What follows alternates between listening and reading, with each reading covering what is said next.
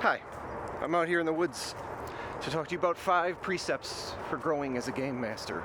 Number 1, commit to a growth mindset. If you're a parent, you may have heard about this. It's popular in the education world, but suffice it to say, the idea is that if we're having difficulties and challenges right now, it is not a matter of our shortcomings, anything fundamental about our talent or aptitude.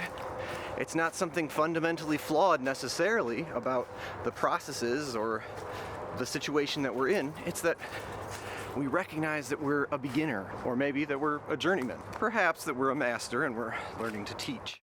A growth mindset is also about how you can grow in the moment. Rather than making really grandiose plans about the campaigns that you wish you could run, or the characters that you're gonna play, or the epic battles that you'd like to be in, or possibly even the kind of players or game master that you wish you could be playing with, it's to find the opportunities in your world where you can grow in the RPG hobby right now, where you can count the little victories. Number 2, hearing about other people is worthwhile. Remember, let me tell you about my character? Remember how that was vilified? I think it's absolutely worthwhile to listen to that story of what this person's character is and really pick out what that means to them. What does that mean to be essentially a teacher or an enabler of growth for your players? It's also worth it to think about other games. The games you're not playing, the approaches that you're not taking.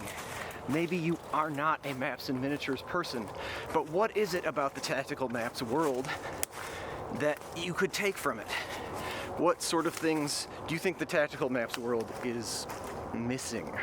Frankly, one of them is line of sight, the idea of a running battle. You're stuck on one map, and the level of behavior shift that it brings about within the game, it's got its issues. So what could you do? How could you approach maps and miniatures in a different way? Or how could you use maps and miniatures in a theater of the mind game, notionally? Number 3, abandon the idea of imposter syndrome. That there's somebody else better at this game than you. That you are just an analyst. That you're not worthy as a warfighter. That you're not the person that can bring home a victory. Number 4, don't cut the corners. Cutting corners is nothing to be proud of, is another way of saying it. You know, I have found myself in opposition to the sly, flourish, lazy dungeon master school. This video, of course, is not about that. Number 5 for us here today is growth is worthwhile. Thinking, reflecting,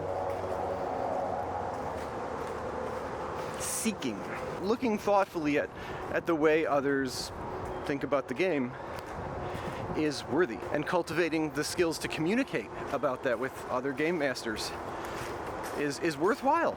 And that's what I'm going to keep trying to do. I'm going to create a forum here on my channel, as in get down in the comments and get after me. And I'm also going to be in conversation with other RPG YouTubers as they appear, as they have things to say, which is sometimes hard to find because of the TikTokization of our content world. So number 5 is also the idea of substance.